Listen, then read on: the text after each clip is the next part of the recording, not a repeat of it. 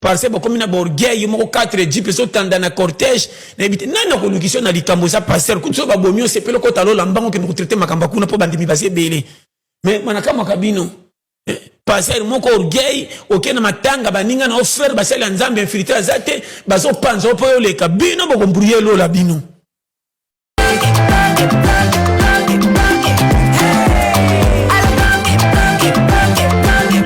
Oyoki elenge ya Congo. Tapelema, tapelema, tapelema, tapelema, tapelema, tapelema. parce que comme na borgueil moko 4 jeep so tanda na cortège na ebite nana ko lukisio na likambo za passer kutso ba bomio sepelo ko talo lambango ke ko traiter makamba kuna po bandimi base belé mais manaka makabino passer moko orgueil okena matanga baninga na offre basala nzambe infiltré zate bazo panzo po yo le kabino boko mburielo la bino.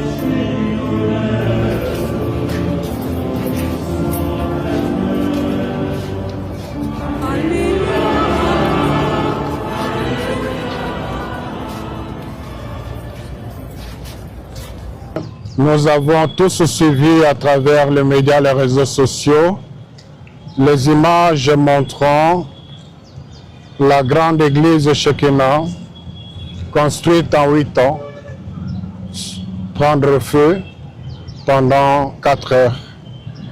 Une scène pénible, une épreuve pour notre frère Richard Dioka avec sa famille pastorale et aussi ses fidèles. Voilà pourquoi son Excellence Monseigneur Fulgence Moteba, président de la SENCO, m'a envoyé pour manifester notre compassion, notre proximité, car nous croyons tous à un seul Dieu, bien que de manière différente. L'amour n'a pas de frontières, l'amour n'a pas de couleur. Nous sommes venus lui dire que nous sommes avec lui nous sommes venus les réconforter parce que tout en étant peinés de voir ce que nous observons, la parole de Dieu nous révèle quand même que au-delà des pierres et des bétons qui sont brûlés, l'Église est fondamentalement faite de pierres vivantes.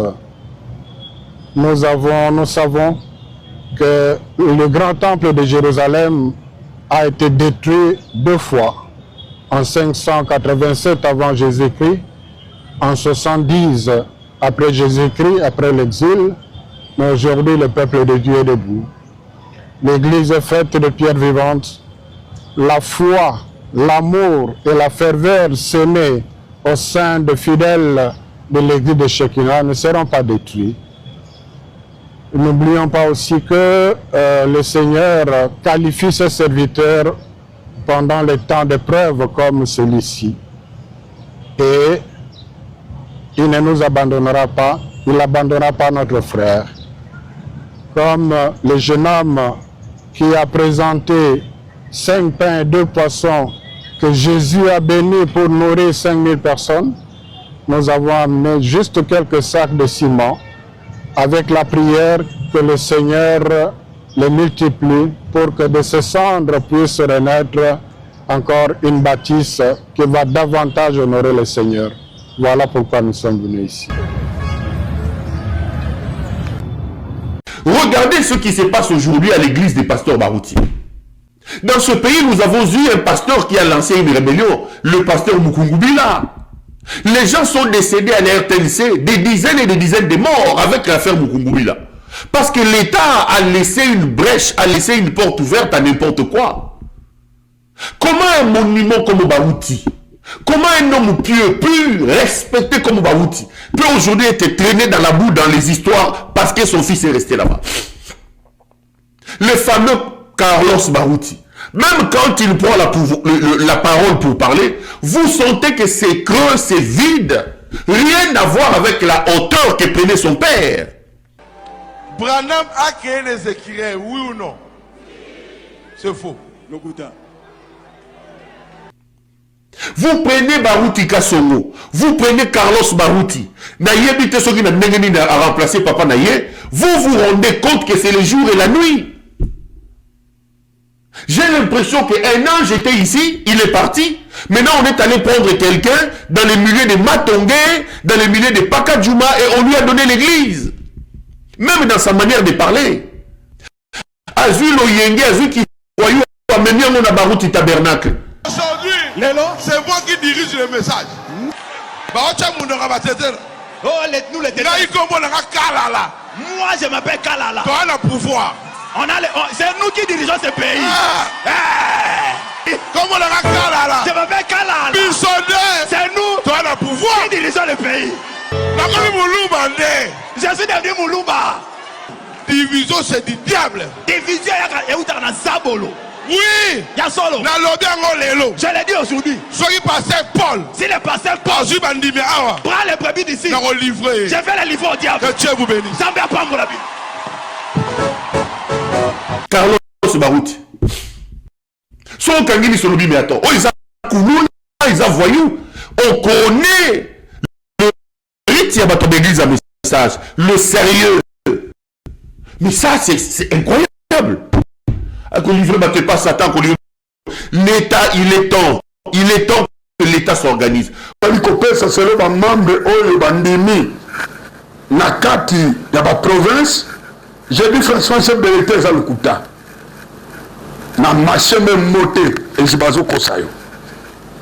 Et jibazo kosayo parce que d'ici à 500 personnes, 200 personnes basangani. À la question vidéo, oya d'ici à sangisa ki bateau. Baoue va pesi bango a vu na bango. Mais ce que j'ai à vu, il y a RC.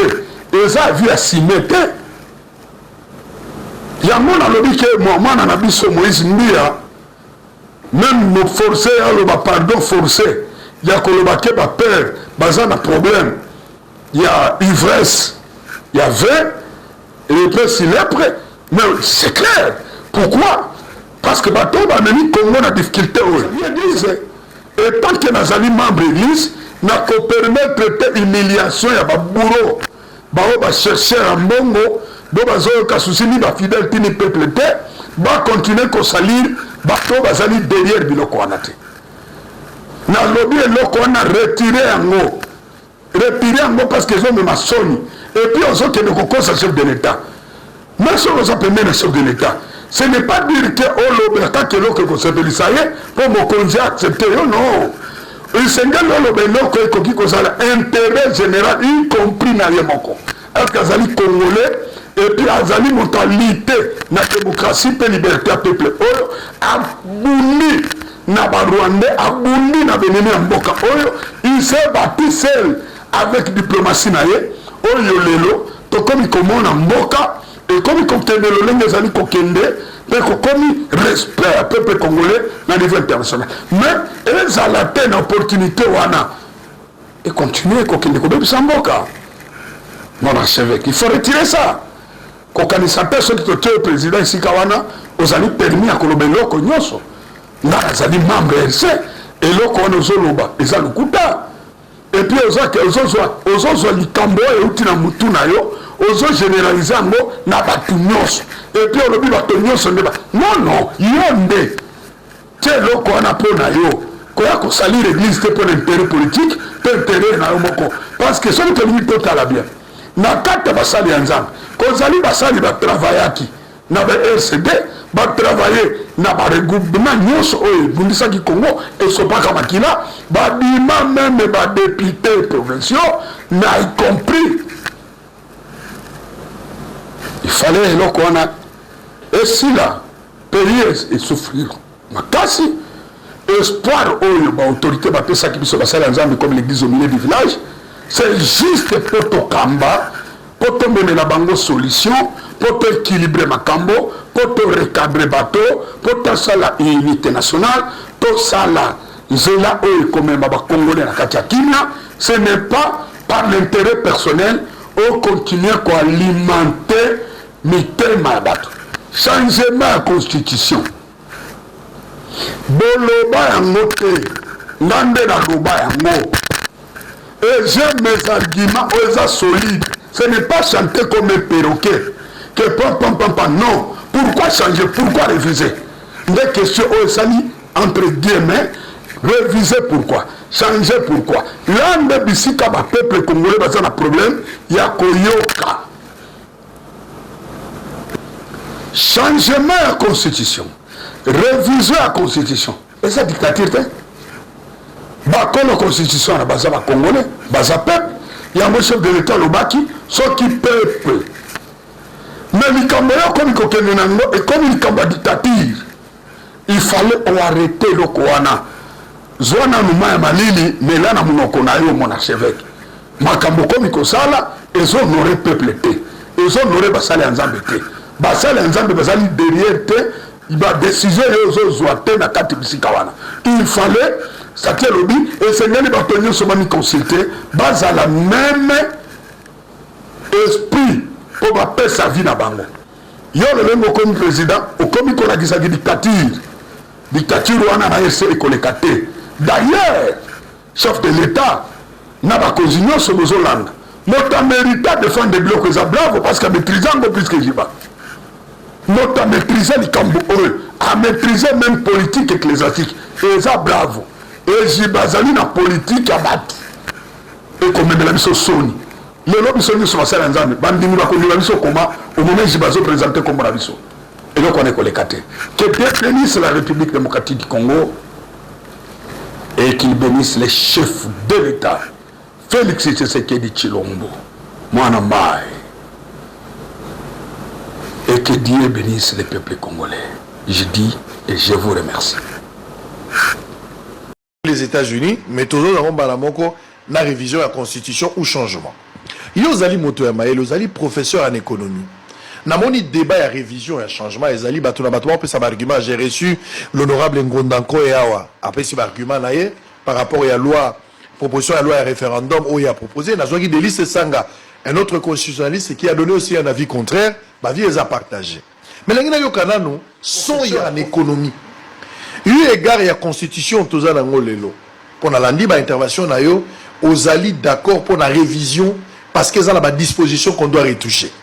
Na kati ya constitution. Na lingi na yeba économiquement. Kokene la biso politique te. Yo vala la économie. Congolais azoyo kayo. Ce qu'il faut pas toucher constitution sur le plan économique. Ba article to ba disposition nini ezo déranger. O ezo déranger constitution sur le plan économique.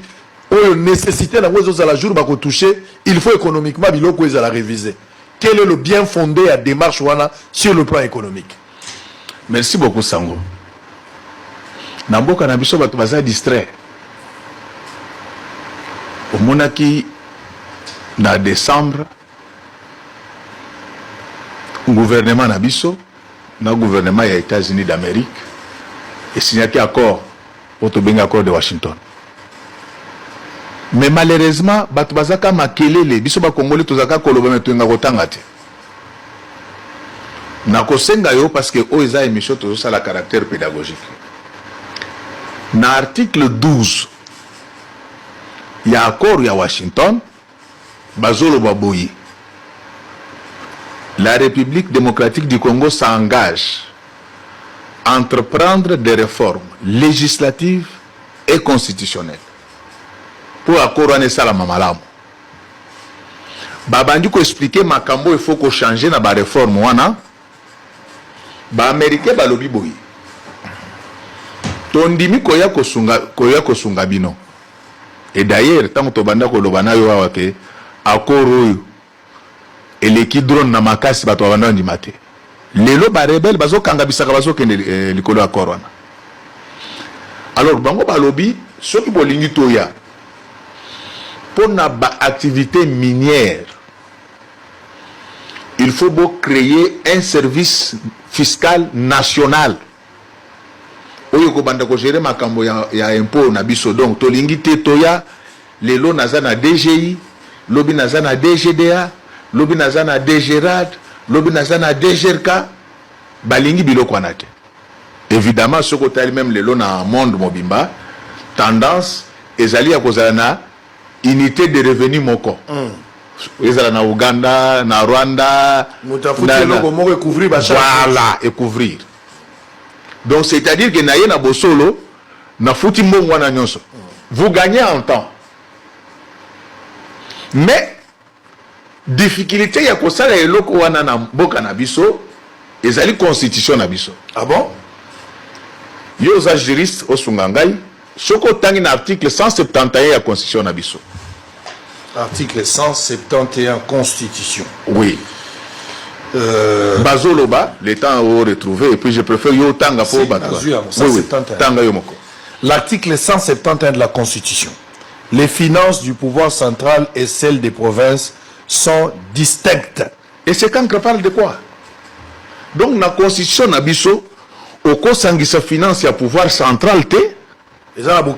Na il y a pas province te. Et ça lima kambo ko balanate. J'ai un léger avantage. Na lobite ke naza maile boleka baninga. J'ai les légers avantages, j'enseigne la décentralisation et je suis un praticien de la décentralisation. Vous savez que j'ai dirigé cette ville pendant 5 ans. Je sais de quoi je parle. Donc, dans la finance, dans la constitution, dans la salate, finance, il y a province, il y a pouvoir central et il y a balanate. Finance publique, il y a des dépenses, il y a des recettes, mais c'est aussi les services de mobilisateurs, il y a des recettes.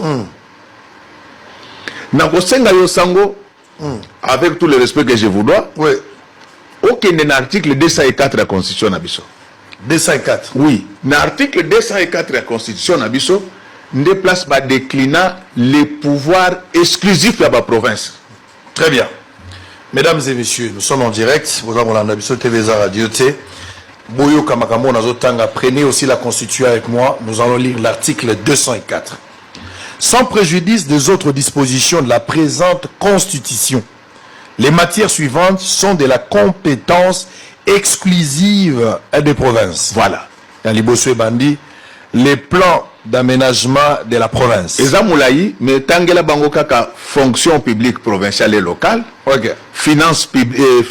Deuxième, ezali coopération. Oui, Troisième, finance la provinciale. fonction publique provinciale Voilà. et locale. Oui. L'application des normes régissant l'état civil, les finances publiques provinciales. Donc voilà, la dette publique provinciale. Donc la Constitution dit que ça, ce sont des prérogatives exclusives. Finances publiques provinciales. Donc, tant que vous avez ça, régie wana, donc vous violez déjà disposition wana. Or, ce que Pasteur boza la mission moko ya komema bato na France te. Pasteur boza la mission moko. Mission ya pasteur ezate ba changer constitution. Mission ya pasteur c'est d'amener les gens au ciel. Prier, prêcher, conduisez le peuple de Dieu pour le ciel. Il y a un ciel à gagner, il y a un enfer à éviter. Jésus a retourné à Bino, je vous ai jamais connu. Malheureusement, bah, pasteur, le but pour lequel Bandimela qui est le Banzam et Batika Pembe, Mikolo, mission, l'inspiration divine et comme constitution. Vous avez abandonné la foi. Honte à vous.